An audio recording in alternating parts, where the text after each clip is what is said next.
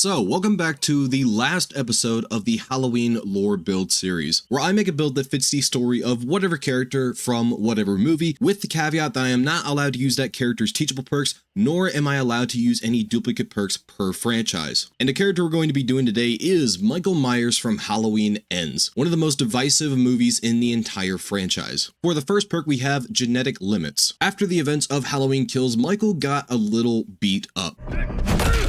No longer is he that spry, powerful slasher villain that we saw in the previous movies. No, now he's just a shell of his former self, until the most unlikely relationship is formed, which leads into our next perk, Friends Till the End. After Michael drags Corey into the sewers and they lock eyes for the very first time, some kind of connection is made between the both of them, and from there on out, both Michael and Corey share the mantle of the Boogeyman. For our next perk, we have Unbound. After Corey assisted Michael in killing Officer Mulaney, Michael is now rejuvenated and back to his true form, and now he can continue his rampage upon Haddonfield. But here's the thing, Corey's kind of getting in the way at that, which leads into our last perk, Leverage, and we're playing into the flavor text for this perk. Kick your competitors when they're down, never let them regain lost ground. This perk represents the very end of the movie where Michael is retrieving his mask from Corey, but Corey comes back to life and tries to snatch it back from him. But Michael is not going to let this happen. With one swift snap of the neck, Michael Myers once again is the one and only Boogeyman. So that is the build, but before we get into the actual game, I'd like to thank you guys so much for 4,000 subscribers. Not only that, but also thank you so much for the 25,000 views from my Halloween Kills video. It really does mean a lot to me because Halloween Kills is my favorite movie in the franchise, and to see so many people who also love that movie so much and the reception that video had, it just warms my heart so much, so thank you. And honestly, I really can't thank you guys enough, but I'm going to try.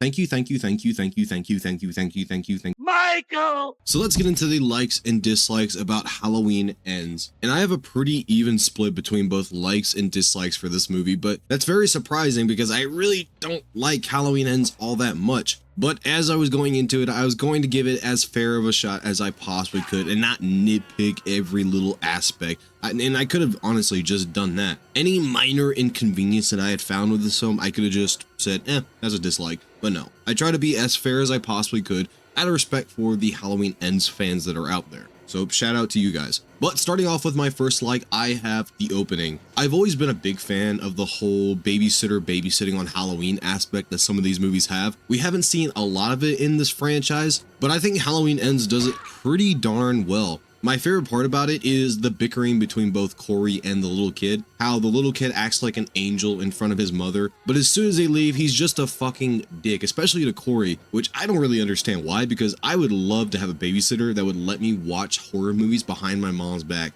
Like, I would love to have Corey as my babysitter. But other than that, the moment the kid disappears, the suspense level goes from 0 to 100, like, immediately. And the entire time you're thinking, oh, are we really going to see Michael Myers within the first 10 minutes of this film? But then as it goes along, Corey finds out it's all just a prank. He gets locked into a closet. He's beating down the door. He eventually lodges the door out of place, but then knocks the little kid down the stairs onto the hardwood floor and went, Sabalat.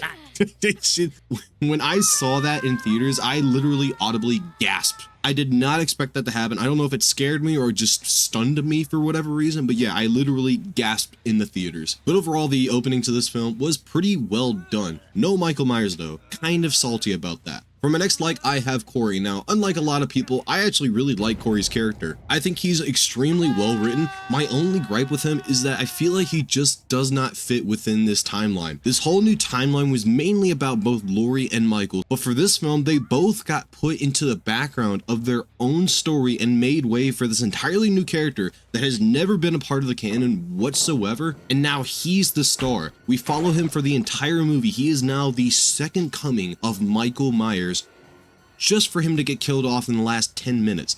Like, what? That was just such a waste of good writing right there. Honestly, I think Corey would have worked in a spin-off like anthology series within this Halloween universe. But no, we wasted over an hour and a half of our time following this character just for him to get his neck snapped by Michael Myers. What the fuck, man? But overall, I think Corey was a great character. I like his descent into darkness, and I also noticed as it went along, Corey got more and more attractive. Kind of weird, but I kind of like it. Next up on my likes, I have Laurie. Now, I also have a few gripes with Laurie, which I'll save for the dislike section. But overall, I love seeing Laurie happy again. I love to see the brighter side of Laurie, the Laurie that's not consumed by fear, who's baking pies and trying to get Allison onto dates and shit like that. I think it's awesome. I love that version of Laurie. And not only that, but at the flip of a switch, she can go from that 1978 happy-go-lucky Laurie to the badass we saw in Halloween 2018. Like, it's honestly just, Jamie Lee Curtis is probably one of the greatest horror actresses of all time, and she does a great performance in this film. But like I said, I do have my gripes, but we'll save that for the dislikes. Next up on my like sheet, I have the kills. Now, there are a lot of good kills in this film, not better than there were in Halloween Kills, but overall they were pretty darn good. But my only gripe with it is that practically all of these kills except 2 were Corey's, which kind of bums me out, but nonetheless, they were great. The special effects also were pretty damn cool.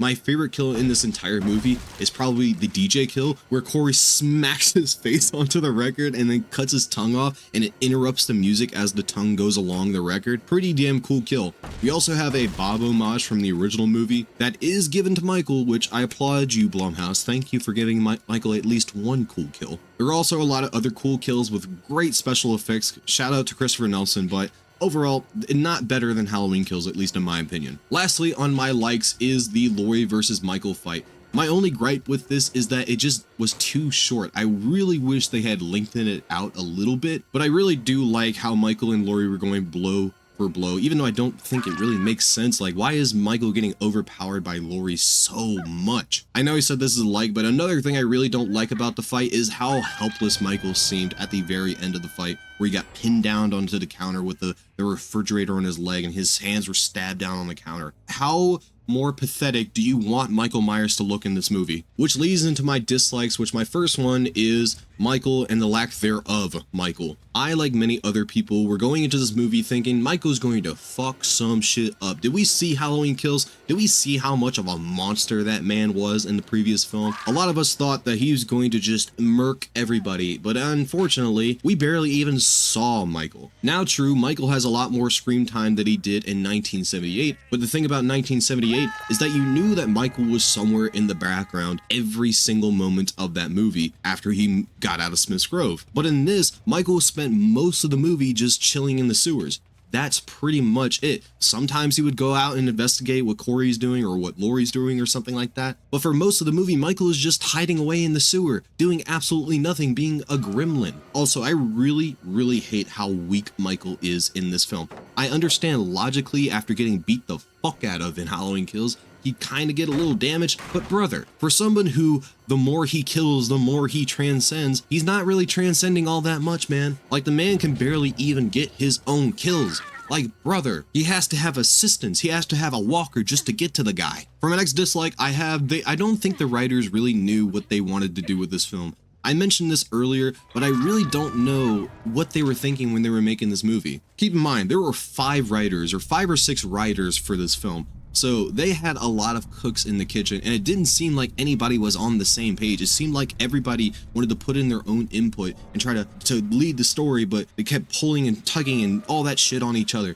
It just made for such a mess of a story. Corey didn't really matter in the end. Laurie was pushed to the background. Michael was pushed to the background. Allison was kind of pushed to the background. It didn't seem like they understood how they wanted to end this series. For example, my next dislike, Laurie's logic. After 40 years, 40 fucking years of Laurie wasting her life, ruining every relationship she has ever had with her husbands, with her daughter, with her granddaughter, all of that shit, preparing for an event like Michael's return that possibly wouldn't have probably happened, very unlikely to happen, and then he finally gets out. He kills so many people. He kills upwards to like 50 people almost. He also kills both your son-in-law and your daughter and hurts Allison greatly. And you're like, I guess he wins. I'm gonna throw in the towel. Michael, you beat me. What? That is not the Laurie that I saw in Halloween 2018 and Halloween Kills. That does not make any lick of sense, writers.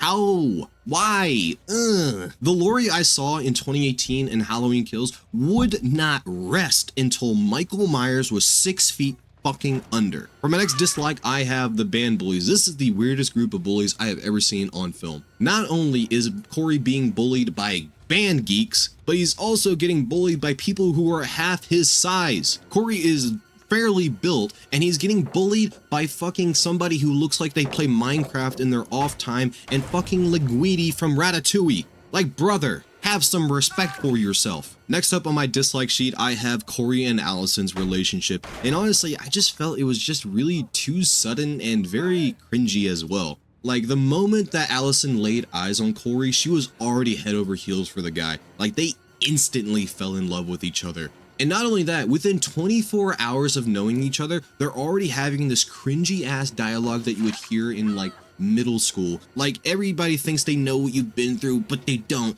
I do. I know what it's like to be a freak. I know what it's like to be an outcast. And I'm like, brother, please just move on to the next scene. Not only that, but within 36 hours roughly of knowing each other, she's ready to move away with Corey, leave her life behind, leave Laurie behind, all for Corey. Like, what? You guys just met 2 days ago. So yeah, didn't really like that. And lastly, for my dislikes, I have the ending. And I mean everything except for the Michael versus Laurie fight, even though I thought that could have been extended a little more. But everything, like with Corey coming to kill Laurie, and then Laurie committing fake Sudoku, knowing somehow that Corey was behind the door and put some lead in his chest, and then Allison coming in after Corey stabbed himself in the neck and thinking, no, Laurie actually killed my boyfriend, when there's a Michael Myers mask literally 2 feet that way. Then the whole fight commences, I like it, whatever. But then the disrespect on my boy Michael's name by throwing him into the meat grinder and pulverizing his body. Like, the disrespect on my favorite slasher's name is unforgivable. I understand you gotta end it some way, and that's really the only way to kill Michael Myers. At least I'd like a little hope that he's gonna come back, just a little bit. Alright, now it's time for the Loomis meter. If you don't know what that is, it's basically just a scale from 1 to 6. I shot him 6 times! 1 being bad and 6 being amazing. And for Halloween Ends, I'm going to be giving it a 3 times out of 6. I really don't hate Halloween Ends, I just really don't think it fits very well within this timeline. I really don't like how they push both Michael and Laurie into the background of their own story to make way for some character that we've never seen before and make him the main character, which rubs me the wrong way. But overall, it's pretty well made, it's very well shot, and it's also got some pretty banger music as well. But overall, it's just not for me, honestly. But that's about it. Let me know what you thought about Halloween Ends in the comments down below. Michael! Oh, shit.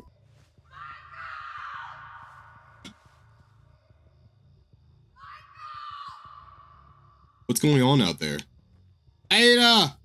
Ada, did you hear that? I heard Laurie. She's calling out to me. Oh, hi there. Who are you? You're little Miss Michaela, aren't you? They actually sent me to this map, by the way. It was either this or RPD. They put both those offerings. I'm very glad that I got this, though. This is one of my favorite maps in the entire game. Mainly just for the aesthetics of it.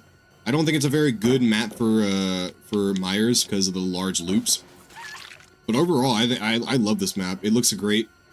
It's very true to the movie as well. If it was still that blue tint, like from the movie itself, it'd be so much better, but unfortunately, they took that out for their own reasons. I don't know why.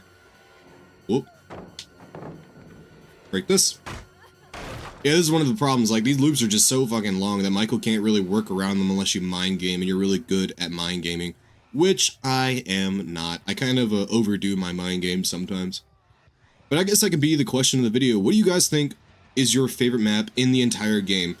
Like I said, mine is probably Haddonfield. I don't know why she did that. Oh, somebody's on the top floor. Who is this? They dropped. They dropped. Oh, no, they didn't. Bang! From the top ropes, Muko Maz. Very nice, very nice. Great success. Boil over, you fiend. Can you get into my loving arms, you? They both have boil over. What is this bullshit? They probably have a flip-flop as well. I'm actually going to use the boil over to my advantage. If you sway with Boil Over, you can actually, it's kind of like a base kit agitation. Hi there. I'm just gonna hit you. You should have just ran. You should have ran the other way, Ada. That was probably going to be your best bet. Oh, she has life. Okay. Very smart play, I guess. Do you play this very well? Oh, I have Bloodlust Tier 1 right now. She does not. I don't know if they have... Hopefully she doesn't have DS. DS? Oh, okay, never mind. Boil Over, stop it. I'm actually going to get on top of main building and get some leverage. Get some a vantage point for my Stalkeroonies. Actually, probably just get her going in the middle of the street right now. It's probably going to be the easiest option. That is Fang-a-leg and Ding Dong. She is our obsession. She'd probably give us a lot of stock because we have the, what's it called? Judas Journal add-on, which gives you 40% more stock while stocking the obsession. There you go. That's like a base. That was like an old Myers stalking speed right there. Boy, I miss old Myers stalking speed from up close. I wish they would just make it so it's 1-to-1 each way. You can stalk from up close if you want to. You can stalk from far away if you want to. Oh, that's much longer than I thought it was. God damn it. You are not that great, my damn. If I was actually smarter, I would have hit you right there. Do you want me to start trying, Fang? Is she gonna play this pallet, though? Alright. Alright. I see you. I know your games, Yui. She has balanced landing. Does she make it to a pallet, though? Actually, them doing that gen right there is probably better for me. Because that gen is super hard to actually... There we go. Actually control. Go to a window. I want to go to the window. Come on, I want you to go to a window. Man, I wanted my undone or unbound value. What the hell, brother? Do we make it? We do. Very nice. Very nice. Great success. Hi there. Thank you very much. She did not know that I was coming for some reason. Even though I don't have any terror radius add-ons or perks or anything like that, so she should have heard me, but she did not. At least you don't have boil over. At least I don't have to worry about you boiling me over. Whoa. Whoa. Wow. Bang! Hello? Anybody home? Ooh, somebody is here. That's a Yui with bounce landing, I believe, yeah. Yup. God. I said I wouldn't have to loop this area, but apparently I do. What the fuck just happened? What just happened? What that's up, huh? Anybody else see that? Am I crazy? Am I seeing ghosts? I need you to explain yourself, young lady. Scared the absolute shit out of me. I was like, what just happened? I am so flabbergasted. No, the gens are flying. Oh, that was another Mori I could have done. Gosh darn it. She discombobulated me so much I didn't even realize. Do I see you? No, you're behind that bush. You darn bush camper. You're really gonna be like this? Are you still insta-down? You are not. Took a little too long to get across the map right there. If I had a herd of chase, I probably could have gotten her. Alright, let's try to chase her towards a window. Maybe she'll vault through one. She's just gonna loop around this this building for a long time. That's fine. I don't care. I'll just get bloodlust off of you. How is that not a hit? What? I'm getting cheesed left and right this game. Bloodlust 3. Oop. You don't get anywhere. You don't make it anywhere. Bang! Get on the ground, you dirty Fang. I heckin' hate Fangs. Just kidding, they're my favorite. I used to be a Fang main for a long time until I switched to Lori. Ooh, we got a tier 3 ready to go. Fang's probably gonna let go in a couple of seconds because we are chasing Michaela. Oh, I forgot she has life. That dirty life user. Pop it now. Whoop. Gonna vault it? No. I'm just gonna break this. It's probably gonna be a little too long to actually loop. Oh man. Every time that I mind game that and try to go like go the direction she went, nobody ever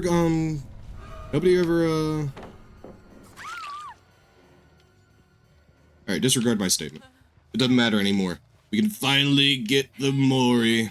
But thank you guys for watching the video. We're going to be doing the Scream franchise for the next lore build, so I hope you are excited for that. And I'll see you next time. Bye-bye. God damn you.